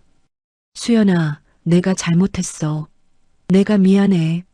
제발 가지마. 우리 영감 후속 치료도.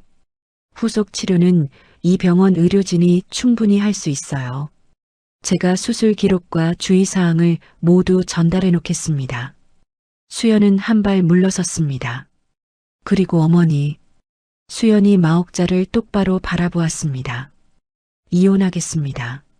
마옥자의 눈이 휘둥그레졌습니다. 성준이 고개를 번쩍 들었습니다. 이혼? 수연아, 잠깐만. 결정한 거야, 성준 씨. 이혼하겠으니까 그렇게 알아. 수연은 돌아섰습니다. 복도 저쪽에서 한정우 이사장이 비서와 함께 서 있었습니다. 수연이 한정우에게 다가갔습니다. 이사장님, 수술실 사용을 허락해 주셔서 감사합니다. 환자 상태는 안정적이고 48시간 이내에 의식이 돌아올 가능성이 높습니다. 후속 관찰 사항은 신경외과 과장님께 전달하겠습니다. 한정우가 고개를 끄덕였습니다. 그의 눈에는 수연에 대한 깊은 존경이 서려 있었습니다. 은 교수님, 한 가지 여쭤봐도 되겠습니까? 네, 이사장님. 이 수술이 끝난 후 어떻게 하실 생각이십니까? 수연은 잠시 침묵했습니다. 복도 저쪽에서 마옥자의 울음소리가 들렸습니다. 성준이 무언가 말하는 소리도. 하지만 수연은 돌아보지 않았습니다. 미국으로 돌아가려고 합니다. 다시 수술실에 서려고요. 한정우의 눈빛이 반짝였습니다. 미국이 아닌 곳은 생각해보지 않으셨습니까? 네. 저희 병원에 와주시면 안 되겠습니까? 수연이 눈을 크게 떴습니다. 한정우가 진지한 표정으로 말을 이었습니다. 은 교수님의 실력은 제가 몸으로 겪어서 압니다. 세계 최고입니다. 저희 병원 뇌혈관 센터를 교수님께 맡기고 싶습니다. 센터장 자리를 드리겠습니다. 그리고 한정우가 잠시 뜸을 들였습니다. 차기 병원장 후보로 추천하겠습니다. 응급실 복도가 다시 한번 얼어붙었습니다. 센터장, 차기 병원장, 대한민국 3대 재벌 산하 종합병원의 최고 자리를 제안받고 있는 것이었습니다. 수연은 한정우를 바라보았습니다. 이 제안은 단순한 감사의 표현이 아니었습니다. 3년 전 자신의 생명을 살린 의사에게 보답하겠다는 진심이, 그리고 세계적인 의사를 자기 병원에 데려오겠다는 사업가의 판단이 함께 담긴 제안이었습니다. 생각할 시간을 주시겠습니까? 물론입니다. 하지만 은 교수님, 한정우가 한 걸음 다가서며 나직이 말했습니다. 교수님 같은 분이 대한민국에 계셔야 합니다. 교수님의 손이 필요한 환자가 이 나라에도 많습니다. 수연은 대답하지 않았습니다. 고개를 돌려 복도 저쪽을 바라보았습니다. 마옥자가 바닥에 주저앉아 울고 있었고 시누이들이 멍한 표정으로 서 있었고 성준이 벽에 기대어 허공을 보고 있었습니다. 2년 전 이 나라에 돌아왔을 때 수연에게는 아무것도 없었습니다. 아버지를 잃은 슬픔, 의사를 그만둔 자책, 그리고 박성준이라는 남자. 그것이 전부였습니다. 지금은 달랐습니다. 박성준이라는 마지막 끈마저 끊어졌지만 대신 다른 무언가가 돌아왔습니다. 수술실의 차가운 공기, 메스의 정확한 무게, 환자를 살려냈을 때의 그 떨림, 의사 은수연, 2년 만에 다시 찾은 자기 자신이었습니다. 수연은 수술 가운을 여미며 복도를 걸었습니다. 뒤에서 마옥자의 울음소리가, 성준의 부르는 소리가 들렸습니다. 하지만 수연의 발걸음은 멈추지 않았습니다. 창밖으로 아침 해가 떠오르고 있었습니다. 10시간의 수술을 마치고 맞는 아침이었습니다. 병원 복도로 쏟아지는 햇살이 수연의 하얀 수술 가운 위로 내려앉았습니다. 오랜만에 따뜻한 빛이었습니다. 시아버지 박영호가 의식을 되찾은 것은 수술 다음 날 오후였습니다. 눈을 뜨자마자 가장 먼저 한 말은 여기가 어디야였고 마옥자는 그 한마디에 병실 바닥에 주저앉아 펑펑 울었습니다. 의료진은 기적에 가깝다고 했습니다. 골든타임을 넘겼음에도 후유증 없이 깨어난 것은 수술 집도의의 실력이 압도적이었기 때문이라고. 하지만 수연은 병실에 가지 않았습니다. 수술 기록을 정리하고 후속 관찰 사항을 신경외과 과장에게 전달한 뒤 병원이 마련해준 당직실에서 하루를 보냈습니다. 그리고 그 다음 날 변호사를 찾았습니다. 이혼 절차는 생각보다 복잡했습니다. 변호사 사무실에 앉은 수연은 담당 변호사에게 상황을 설명했습니다. 결혼 2년, 재산 분할, 협의 이혼을 원한다고. 은 교수님, 결혼 당시 재산 상태가 어떠셨습니까? 변호사가 물었습니다. 수연은 잠시 생각했습니다. 결혼 전 미국에서 모아둔 돈이 있었어요. 존스 호킨스 부교수 연봉과 수술 수당으로 모은 돈. 결혼하면서 남편 명의 통장에 합쳤습니다. 남편이 재테크를 하겠다고 해서. 금액이 어느 정도입니까? 약 15억입니다. 변호사의 눈이 커졌습니다. 15억을 남편 명의로 합치셨다고요? 네. 바보 같았죠. 수연은 쓴웃음을 지었습니다. 2년 전에 자신은 판단력이 흐려져 있었습니다. 아버지를 잃은 충격, 의사를 그만둔 자책감 속에서 성준의 다정한 말 한마디에 모든 것을 맡겨버렸습니다. 변호사가 서류를 정리하며 말했습니다. 결혼 전 특유 재산이라면 법적으로 돌려받을 수 있습니다. 다만 상대방이 협조하지 않으면 소송이 길어질 수 있습니다. 그날 저녁 수연은 성준에게 연락했습니다. 만나자고. 이혼 조건을 이야기하자고. 장소는 병원 근처 카페였습니다. 성준은 약속 시간보다 10분 늦게 나타났습니다. 깔끔한 정장 차림이었지만 얼굴에는 피로가 잔뜩 묻어 있었습니다.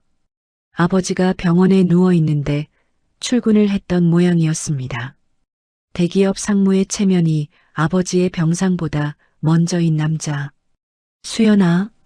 성준이 맞은편에 앉으며 입을 열었습니다. 다시 생각해 볼 수 없어? 이혼은 좀. 생각 다 했어. 결혼 전 내 돈 15억 돌려주고 깔끔하게 정리하자. 성준의 표정이 굳었습니다. 15억. 그 돈이 지금 어디에 있는지 수연은 몰랐지만 성준은 알고 있었습니다. 그게 지금 당장은 어려워. 왜? 투자를 좀 했거든. 부동산이랑 주식이랑. 지금 빼면 손해가.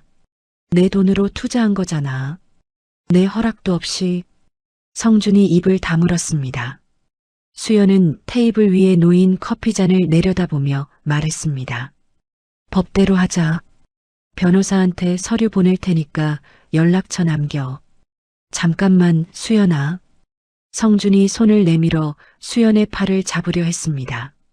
수연이 팔을 빼며 차갑게 말했습니다. 만지지 마. 성준의 손이 허공에 멈추었습니다. 수연의 눈빛에는 더 이상 애원도 기대도 없었습니다. 나한테 남은 시간이 별로 없어. 정리할 건 정리하고 빨리 돌아가야 해. 수연이 일어서려는 순간 성준의 핸드폰이 울렸습니다. 성준이 화면을 보더니 얼굴이 일그러졌습니다. 엄마. 전화를 받았습니다. 마옥자의 날카로운 목소리가 스피커 너머로 새어나왔습니다. 성준아, 그년한테 재산 한 푼도 주면 안 돼. 알았어. 그 돈은 우리 집안 돈이야. 수연은 그 목소리를 들으며 고개를 저었습니다. 달라진 것이 없었습니다. 시아버지의 생명을 살려놓았는데도 시어머니는 여전히 그 모양이었습니다. 엄마 의견이. 성준이 전화를 끊고 수연을 바라보았습니다. 그 입에서 나올 말을 수연은 이미 알고 있었습니다. 엄마가 재산 분할은 안 된다고 하셔. 결혼할 때 합친 돈은 공동재산이고 이혼 사유가 당신 쪽에 있으니까 위자료도 줄 수 없다고. 이혼 사유가 내 쪽에 있다고? 수연의 목소리가 낮아졌습니다. 2년 동안 하녀 취급한 게 시댁이고 뺨을 때린 게 시어머니고 방관한 게 당신인데 이혼 사유가 내 쪽이라고? 성준은 시선을 피했습니다. 대답 대신 커피를 마셨습니다. 마마보이의 정석. 어머니 말이라면 물불 안 가리는 40대 남자의 비겁함이 커피잔 뒤에 숨어 있었습니다. 수연은 자리에서 일어났습니다. 법대로 하자고 했잖아. 법정에서 보자. 카페 문을 열고 나왔습니다. 차가운 바깥 공기가 얼굴을 스쳤습니다. 수연은 깊게 숨을 들이쉬었습니다. 예상했던 대로였습니다. 쉽게 끝나지 않을 것이라는 것을. 하지만 수연에게는 더 이상 잃을 것이 없었습니다. 그런데 일주일 뒤 상황이 급변했습니다. 한정우 이사장이 수연의 이혼 소식을 들은 것은 병원 관계자를 통해서였습니다. 시아버지 후속 진료차 병원을 방문한 마옥자가 병실에서 며느리 욕을 퍼부은 것이 간호사들 사이에 퍼졌고 그것이 이사장의 귀에까지 들어간 것이었습니다. 한정우는 비서실에 지시했습니다. 은 교수님, 남편이 다니는 회사가 어디지? 대한상사 상무로 재직 중입니다. 이사장님. 대한상사? 한정우의 눈이 가늘어졌습니다. 대한상사. 한정우의 재벌 그룹과 납품 계약을 맺고 있는 중견 기업이었습니다. 매출의 40% 이상이 한정우 그룹과의 거래에서 나오는 구조. 대한상사 대표이사와 미팅 잡아. 네, 이사장님. 같은 날 한정우는 자신의 개인 변호사를 수연에게 보냈습니다. 대한민국 최고의 이혼 전문 로펌이었습니다. 은 교수님, 이사장님이 보내셨습니다. 비용은 전액 이사장님이 부담하십니다. 수연은 당황했습니다. 이사장님, 이건 제 개인적인 일인데. 전화기 너머로 한정우의 목소리가 울렸습니다. 은 교수님, 제 목숨을 살려주신 분이 부당한 대우를 받고 계신데 가만히 있는 것은 제 양심이 허락하지 않습니다. 법적인 부분은 제 변호사들이 도울 것이고 나머지는 제가 처리하겠습니다. 나머지는 제가 처리하겠습니다. 그 말의 무게를 수연은 곧 알게 되었습니다. 사흘 뒤 대한상사 대표이사실. 대표이사 김영태가 식은땀을 흘리며 전화기를 내려놓았습니다. 한정우 이사장과의 통화가 끝난 직후였습니다. 한정우의 말은 간단했습니다. 박성준이라는 상무가 있지? 그 사람의 상무직위가 본인 실력으로 얻은 건지 어머니 치맛바람으로 얻은 건지 한번 조사해 보시지. 그리고 우리 그룹과의 납품 계약 갱신 시기가 고지던데 깔끔한 조직을 가진 회사와 일하고 싶다는 게 저의 입장입니다. 김영태 대표는 즉시 인사팀에 박성준의 인사 기록을 조사하도록 지시했습니다. 결과는 참담했습니다. 박성준의 상무 승진 과정에서 마옥자가 대표이사 부인에게 로비한 정황, 성과 보고서, 허위 작성 의혹, 부서 내 갑질 민원 다수, 실력이 아니라 줄로 올라간 자리였다는 것이 적나라하게 드러났습니다. 박성준에게 인사위원회 소집 통보가 내려갔습니다. 같은 시기 한정우의 로펌은 수연의 이혼 소송을 전격적으로 진행했습니다. 결혼 전 수연의 특유재산 15억에 대한 반환 청구, 시어머니의 폭행에 대한 진단서 확보, 2년간의 가사 노동에 대한 정당한 보상 청구, 증거가 체계적으로 정리되었습니다. 성준이 당황한 것은 변호사 사무실에서 상대 측 서류를 받아본 순간이었습니다. 이게 뭐야? 이 로펌이 왜 상대방 변호를? 대한민국 5대 로펌 중 하나가 수연의 대리인으로 나서 있었습니다. 성준이 고용한 동네 변호사로는 상대가 되지 않는 규모였습니다. 박성준 씨, 솔직히 말씀드리면 승산이 없습니다. 성준의 변호사가 고개를 저었습니다. 상대 측 증거가 압도적이에요. 결혼 전 특유재산 입증 자료, 폭행 증거, 가사 노동 기여분, 여기에 상대 측 로펌 실력까지 고려하면 합의하시는 게 나을 겁니다. 성준은 또 어머니에게 전화했습니다. 마옥자의 대답은 변함없었습니다. 한 푼도 안 줘. 그년이 뭘 했다고. 하지만 현실은 마옥자의 고집을 비웃고 있었습니다. 일주일 뒤 박성준은 대한상사에서 직위 해제 통보를 받았습니다. 인사위원회 결과 승진 과정의 부정이 확인되어 상무직에서 해임된 것이었습니다. 퇴직금도 감액 처리되었습니다. 마옥자에게도 연락이 갔습니다. 그동안 대한상사 대표이사 부인과의 친분으로 누려왔던 각종 혜택, VIP 초대, 백화점 상품권, 골프 회원권 등이 일시에 끊겼습니다. 성준이 직장을 잃고 마옥자의 인맥이 무너지자 시댁의 태도가 급변했습니다. 합의하자. 성준이 먼저 연락해 왔습니다. 목소리에 힘이 빠져 있었습니다. 15억 돌려줄게. 위자료도 줄 테니까 소송 취하해줘. 수연은 변호사를 통해 합의서를 받았습니다. 결혼 전 특유재산 15억 전액 반환, 위자료 2억, 시어머니 폭행에 대한 합의금 별도. 성준의 인감이 찍힌 서류를 확인한 수연은 조용히 서명했습니다. 이혼 신고서를 구청에 제출한 날 수연은 병원 옥상에 올라갔습니다. 서울의 하늘이 맑았습니다. 바람이 불어 수연의 머리카락을 흩날렸습니다. 더 이상 대충 묶어 올린 머리가 아니었습니다. 깔끔하게 정돈된 머리, 하얀 가운, 목에 걸린 세명찰, 은수연 교수 마이너스 뇌혈관 센터장. 한정우의 제안을 받아들인 것은 이혼 합의가 끝난 직후였습니다.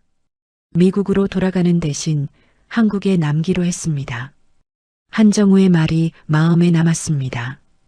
이 나라에도 자신의 손이 필요한 환자가 있다는 말. 그리고 아버지. 아버지가 이 땅에 잠들어 계셨습니다. 아버지 곁에서 다시 시작하고 싶었습니다. 센터장 취임식 날 한정우가 직접 참석했습니다. 병원 대강당에 의료진과 관계자 수백 명이 모인 자리에서 한정우가 마이크를 잡았습니다. 오늘 우리 병원에 세계적인 신경외과 의사를 모시게 되었습니다. 미국 존스 홉킨스 병원 부교수 출신, 뇌혈관 미세클리핑 술식의 창시자 은수연 교수님입니다. 박수가 쏟아졌습니다. 수연은 단상에 올라섰습니다. 하얀 가운에 실크 블라우스, 정장 바지, 날카로운 지성이 돋보이는 차림이었습니다. 기름때 묻은 앞치마를 입고 70인분 음식을 만들던 사람과 같은 사람이라고는 믿기 어려운 모습이었습니다. 수연은 마이크 앞에 섰습니다. 수백 명의 시선이 자신에게 쏠려 있었습니다. 존스 홉킨스 학회 발표장이 떠올랐습니다. 하지만 이번에는 달랐습니다. 그때는 세계를 향해 서 있었지만 지금은 자기 자신을 위해 서 있었습니다.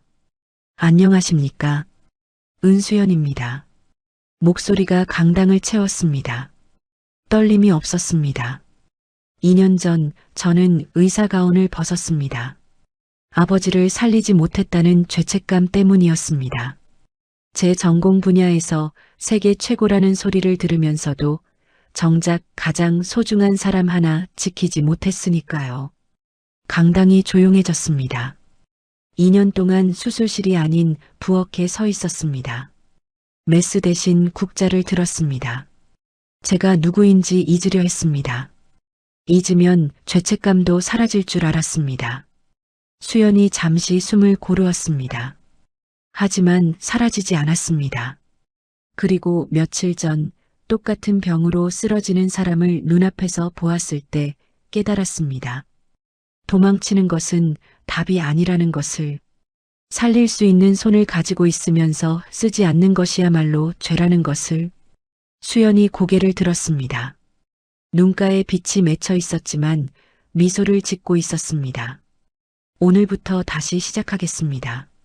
대한민국의 환자들을 위해, 그리고 하늘에서 지켜보고 계실 아버지를 위해 의사 은수연으로 다시 서겠습니다. 감사합니다. 박수가 터졌습니다.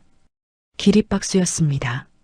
한정우가 가장 먼저 일어섰고 의료진이 뒤를 따랐습니다.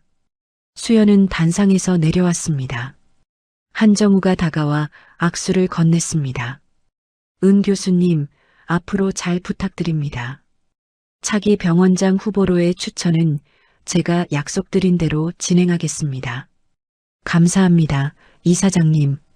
수연은 강당을 나왔습니다. 복도 창문으로 오후의 햇살이 쏟아지고 있었습니다. 주머니에서 핸드폰을 꺼냈습니다. 바탕화면에는 여전히 아버지와 함께 찍은 사진이 있었습니다. 존스 홉킨스 정문암. 딸의 어깨를 감싸 안고 눈물을 글썽이며 웃고 계시던 아버지. 아빠, 나 다시 시작해. 이번에는 도망치지 않을게. 수연은 핸드폰을 가슴에 품었습니다. 그리고 뇌혈관 센터가 있는 층으로 걸음을 옮겼습니다. 하얀 가운 자락이 바람에 펄럭였습니다. 복도를 지나는 간호사들이 고개를 숙여 인사했습니다. 은 교수님, 안녕하세요. 수연은 미소를 지으며 고개를 끄덕였습니다. 센터장실 문을 열었습니다. 넓은 창 너머로 서울의 풍경이 펼쳐져 있었습니다. 책상 위에는 이미 수술 스케줄이 놓여 있었습니다. 내일 첫 수술 예정 환자의 차트가 펼쳐져 있었습니다. 수연은 의자에 앉아 차트를 펼쳤습니다. 환자 정보를 읽어 내려갔습니다. 손이 떨리지 않았습니다. 눈이 흔들리지 않았습니다.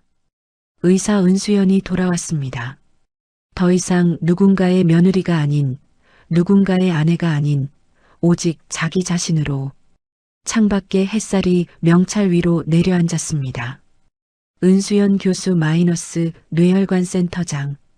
그 글자가 빛나고 있었습니다. 새로운 인생의 첫 페이지가 열리고 있었습니다. 이 사연 속 이야기 어떻게 생각하시나요? 댓글로 여러분의 의견을 남겨주세요. 그리고 재미있으셨다면 무료인 구독과 좋아요 꼭 부탁드려요. 다음에도 재미있는 사연으로 찾아뵙겠습니다.